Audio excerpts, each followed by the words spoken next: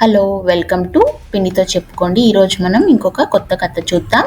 కథ పేరు ghost braid. ఇదొక దెయ్యం కథ.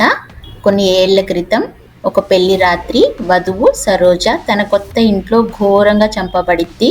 అప్పటి నుంచి ఆ ఆత్మ ఆ ఇల్లు విడిచిపెట్టి వెళ్ళట్లేదు. ఎర్ర పెళ్లి చీర, విరిగిన గాజుల చేతులతో నుదుట నుంచి రక్తం కారుతూ అక్కడే ఆ ఇంట్లో తిరుగుతూ ఉంటుంది.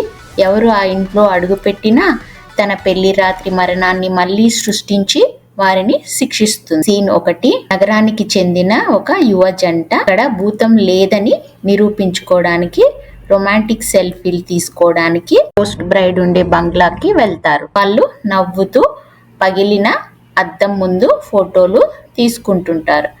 అకస్మాత్తుగా అద్దంలో అమ్మాయి అసలు అమ్మాయి కాకుండా దెయ్యం వధువు కనిపిస్తుంది. పక్కన చూస్తే యాక్చువల్ అమ్మాయే ఉంటుంది, కానీ అద్దంలో చూస్తే దెయ్యం వధువు కనిపిస్తుంది. ఎర్ర చీర కట్టుకొని, ఎర్ర గాజులు వేసుకొని, రక్తం కారుతున్న ముఖంతో అద్దంలో కనిపిస్తూ అంటుంది, వరుడా, నా వరుడా, మొదలు పెడదామా మన పెళ్లి తంతు అంటుంది. భయపడిపోయి అక్కడ అబ్బాయి పరిగెత్తుతాడు.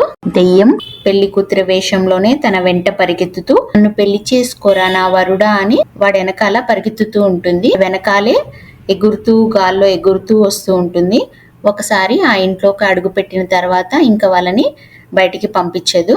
వాడు ఆల్మోస్ట్ గింటి తలుపు దగ్గర వరకు వెళ్ళిపోయి ఇంకొక సెకండ్లో కాలు బయట పెడతాడనంగా నిండుగా ఎర్రగాజులు వేసుకున్న 2 చేతులు ఫ్లోర్ లో నుంచి పైకొచ్చి వాడి వెనక కాలను పట్టుకొని లాగేస్తాయి ఇంట్లోపలికి.